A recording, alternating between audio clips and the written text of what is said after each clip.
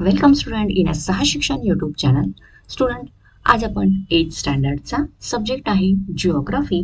त्यामधला second chapter आहे interior of the अर्थ, म्हणजेच पृथ्वीचे अंतरंग. या चॅप्टरचा आपण कंप्लीट एक्सरसाइज बघणार आहोत. सो चला, let start to the first question of this exercise. Take the correct options in the box. तर आपल्याला करेक्ट ऑप्शन चूज करायचा आहे. A question, there are 2 layers in the crust. Crust म्हणजे भूकवच. तर भूकवचाचे 2 लेयर्स आहेत. त्यातले कोणते बघा. A, inner and outer crust, continental and oceanic crust, surface and oceanic crust and mantle and core. तर यातला बरोबर ऑप्शन जो आहे तो आहे B, continental and oceanic crust, म्हणजे खंडीय आणि महासागरीय भूकवच. बी, which element is found in both mantle and crust. तर प्रावरण आणि क्रस्ट म्हणजे भूकवच यांच्यामध्ये कोणता इलेमेंट फाउंड आहे हे विचारलेलं आहे. या दोघांच्यामध्ये कोणता एक इलेमेंट आहे. ऑप्शन बघा. A, silica, B, magnesium, C, aluminium and D, iron. तर यातला जो बी ऑप्शन आहे मॅग्नेशियम हा करेक्ट आहे. सो आपण इथे असं हे टिक केलेलं आहे. Okay. C, which of these minerals are found in the core of the earth. तर पृथ्वीच्या गाभामध्ये यापैकी कोणतं मिनरल्स, खनिज हे आपल्याला सापडतं. First, A, iron magnesium, B, magnesium nickel, C, aluminium iron and D, iron and nickel. And option D हा जो आहे आयर्न निकेल हा बरोबर आहे. सो याच्या पुढे आपण टिक केली आहे.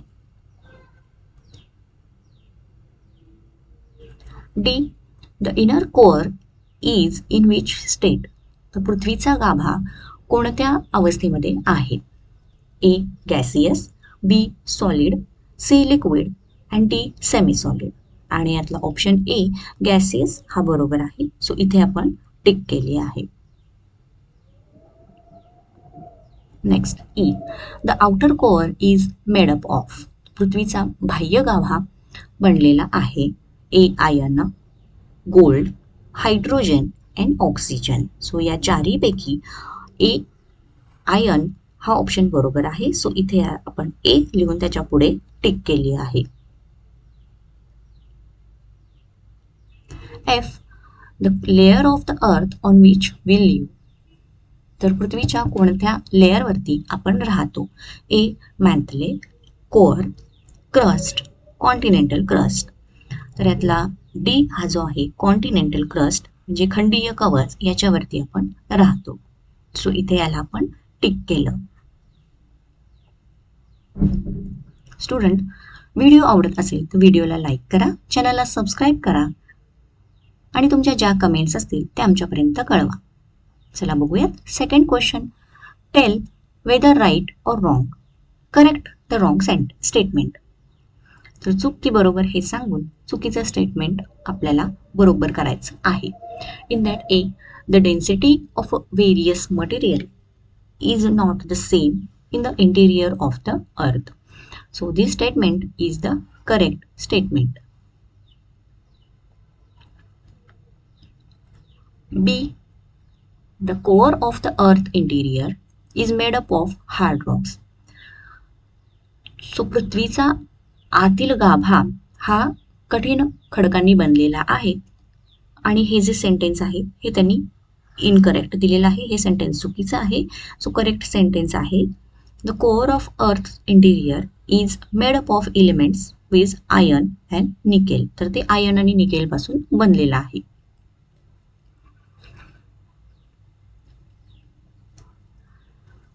C, secondary waves can not pass through outer core.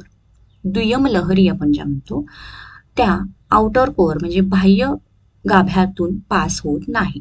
And the statement आहे हे करेक्ट. सो आन्सरमध्ये आपण करेक्ट असं दिलेलं आहे. D, continental crust is made up of silica and magnesium.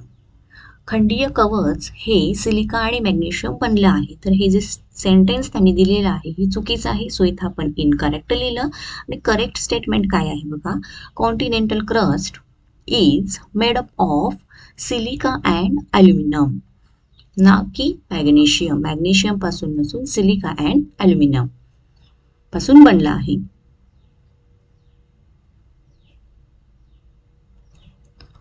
Next third question, answer the following. खालील प्रश्नांची उत्तरे द्या. त्याच्यामध्ये A, what are the two parts of the crust, what is the basic of classification.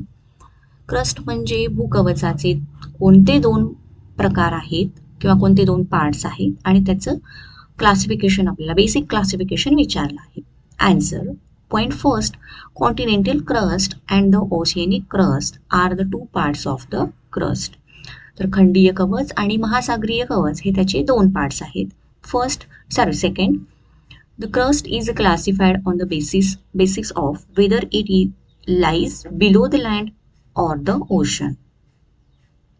Third point, the part of crust lying below the continent is known as the continental crust. And fourth point, part of the crust lying below the ocean is known as the oceanic crust.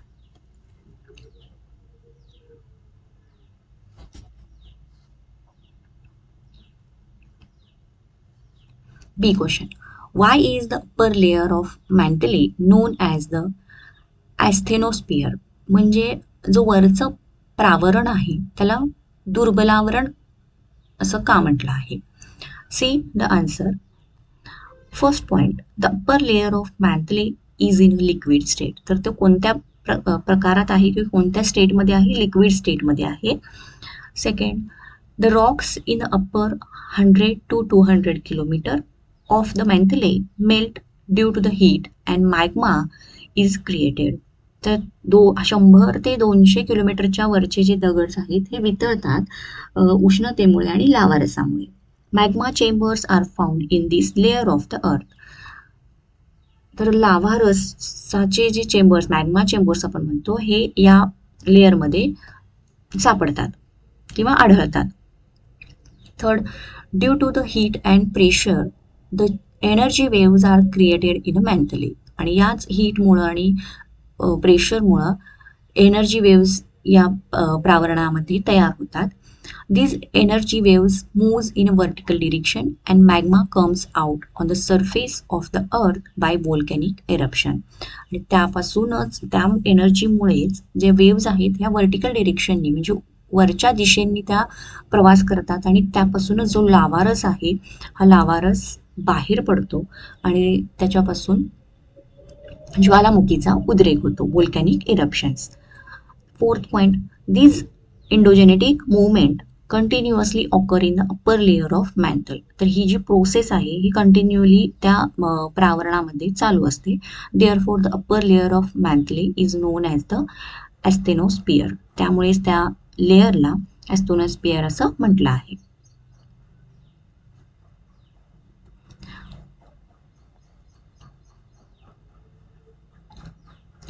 C question, magnetosphere of the earth is a result of rotation. Explain.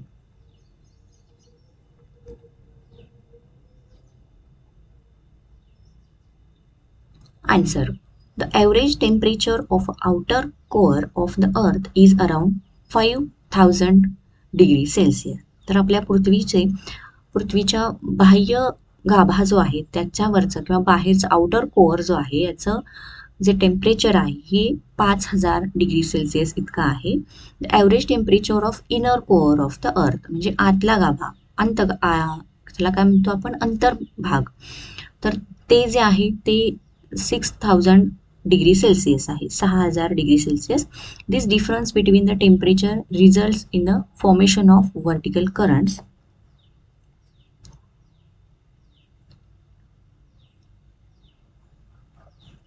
Second point, the rotation of earth gives eddy circular motion to this current. Third point, the electric currents develop in these spiral eddies of liquid iron leading to generation of the magnetic field of the earth. This magnetic field is called magnetosphere. In this way, the magnetosphere is formed due to the rotation of the earth. आणि पृथ्वीचे चुंबकत्व हे त्या पृथ्वीच्या परिवलनामुळे होते, हे या ठिकाणी आपण एक्सप्लेन केलं आहे.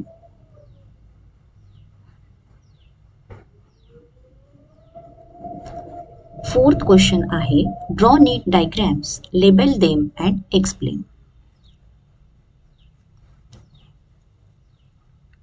चला, तर त्यातला ए आहे द इंटिरियर ऑफ द अर्थ, पृथ्वीचा आतील भाग किंवा पृथ्वीचे अंतरंग. तर अशा प्रकारची ही डायग्राम आहे, बुकमध्ये तुम्हाला दिलेली आहे. याच्यामध्ये आपण खालून सुरुवात करू. इथे हा अर्थ सेंटर दाखवलेला आहे 6371 किलोमीटर, आणि हा इनर कोअर जो की लिक्विड आहे, त्यानंतर आउटर कोअर लिक्विड आहे. त्यानंतर इथे बघा हा जो एवढा भाग आहे दाखवलेला, ह्याला लिथोस्पियर 100 किलोमीटर, आणि त्यानंतर तो कशाने बनलेला आहे, क्रस्ट अँड मॅन्थलनी बनलेला आहे. हा इथे दाखवलेला आहे बघा, हा लिथोस्पियर. ओके, तर यातला हा जो भाग आहे याला अप्पर मॅन्थल म्हणजे वरील बाजूचे प्रावरण असं म्हटलेलं आहे, आणि लोअर मॅन्थल म्हणजे खालील बाजूचे प्रावरण म्हटलेलं आहे. तर या अशा प्रकारची ही डायग्राम तुम्ही काढायची आहे, व्यवस्थित त्याला नावं सुद्धा द्यायची आहेत. तर चला यावरचं आपण एक्सप्लेनेशन बघू. एक्सप्लेनेशनमध्ये इनर कोअर जो की हा पोर्शन आहे इनर कोअर, याच्यामध्ये it is a center and the hottest layer of the earth. The inner core is solid and made up of iron and nickel. Okay, then the outer core of the earth is similar to a very hot ball of metals. It is composed of metals such as iron and nickel. The outer core surrounds the inner core.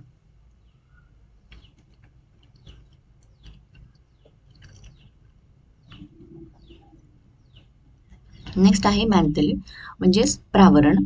मॅन्थले is the widest section of the earth, म्हणजे सगळ्यात मोठा तो पृथ्वीवरचा भाग आहे. Mantle is mainly made up of semi molten rock known as a magma. The rock is hard in upper part of the mantle, but lower down the rock is softer and begins to melt. The mantle consists of very hot and dense rock.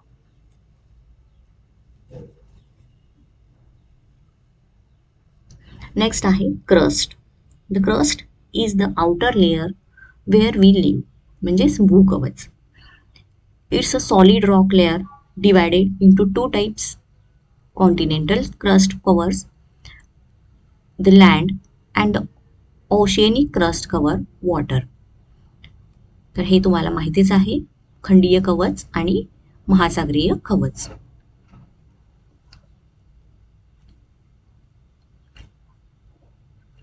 B magnetic pole and equator. तर त्याच्यासाठीची जी diagram असणार आहे ही अशा प्रकारची असणार आहे. पुस्तकामध्ये सुद्धा तुम्हाला ही दिलेली आहे.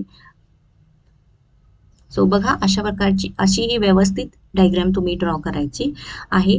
जे वेव्स दाखवलेले आहेत ही वेव्स सुद्धा तुम्ही व्यवस्थित ड्रॉ करायचे आहे.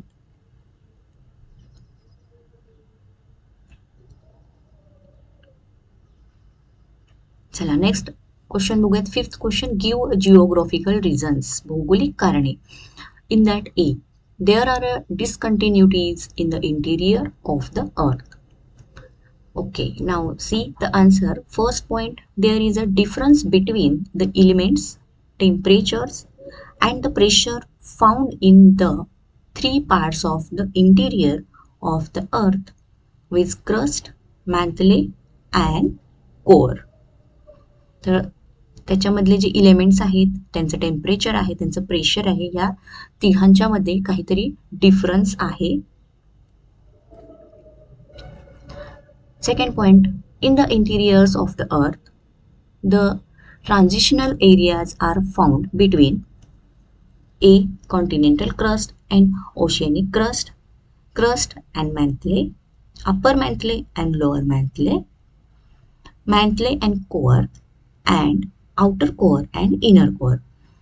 तर यांच्यामध्ये काही ट्रान्झिशनल्स एरियाज आपल्याला आढळलेल्या आहेत. Therefore there are discontinuities in the interior of the अर्थ.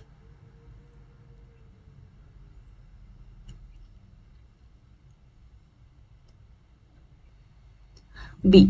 There is a correlation between the density of metals and their location in the interior of the earth. Student, see answer. First point, the rocks found in the crust have predominance of the compounds of silica, aluminum, magnesium, etc. तर भूकवचामध्ये जे खडक सापडले जातात ते कशा कशाचे आहेत? Silicon, aluminium, magnesium. This compounds are lighter in weight. Therefore they are found in a upper layer of the interior of the earth. तर ते वजनाने हलके आहेत, त्यामुळे ते वरच्या थरावरती सापडलेले आहेत. Second, the elements like iron, nickel are found in the core of the earth. तर जे आयर्न आणि निकेलचे एलिमेंट्स आहेत ते पृथ्वीच्या आतल्या गाभामध्ये सापडलेले आहेत. These elements are heavier in weight. वजनाने ते जड आहेत. Thus metals with low density are found in upper level in the interior of the earth, and the metals with high density are found in the lower level of the interior of the earth. तर ज्याचं वजन जास्त आहे ते inner साईडला आहे, तर ज्याचं वजन कमी आहे ते अप्पर साईडला आहे. Thus there is a correlation between density of metals and their location in the interiors of the earth.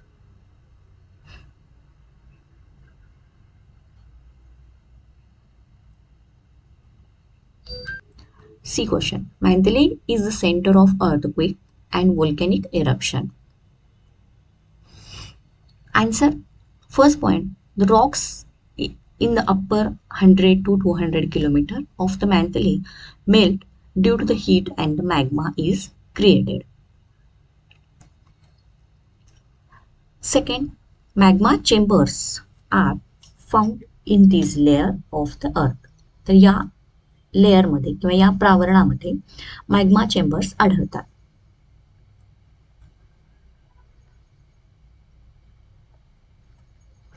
Third point, due to the heat and pressure the energy waves are created in मॅन्थली.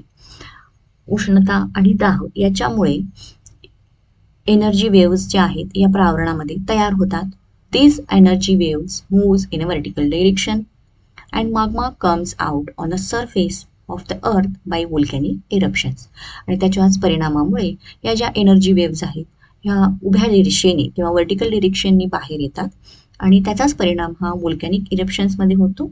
दस mantle is a centre of earthquake and volcanic इरप्शन्स.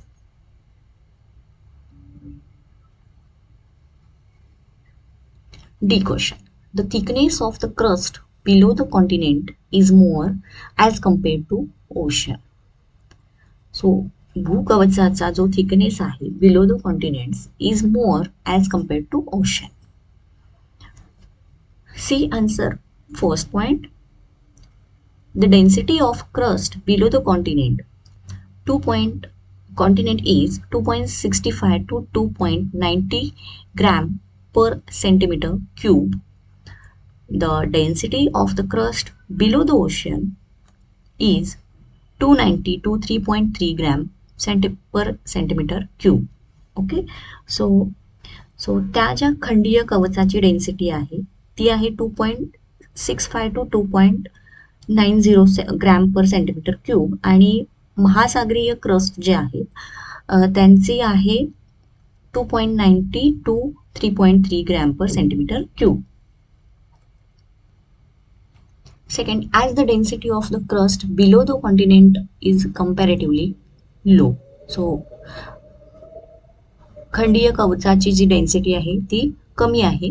It keeps floating on the mantle. It does not subduct into mantle as it affects the thickness of the crust below the continent is found to be high.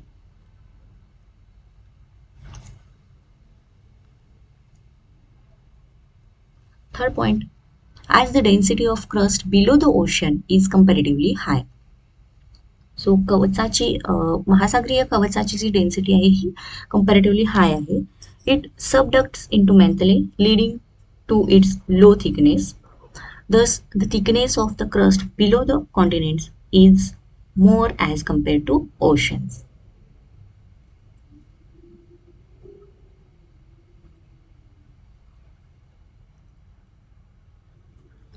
Next, E question. Earth is protected because of the magnetosphere. चला याचा answer बघूयात. Point first, the ozone layer protects the earth from ultraviolet radiation. As we all know, ozone layer आपल्या पृथ्वीला ultraviolet radiation पासून protect करतो. Second, the earth's magnetosphere serves to defect most of the solar wind.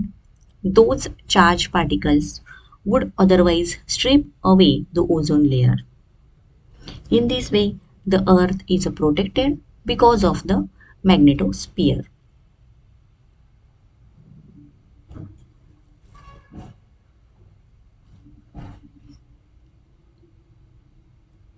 Okay student, so याच question बरोबर आपला हा जो exercise आहे संपला आहे. तुम्हाला व्हिडिओ आवडला असेल, व्हिडिओला लाईक करा, चॅनलला सबस्क्राईब करा. Thank you, bye bye.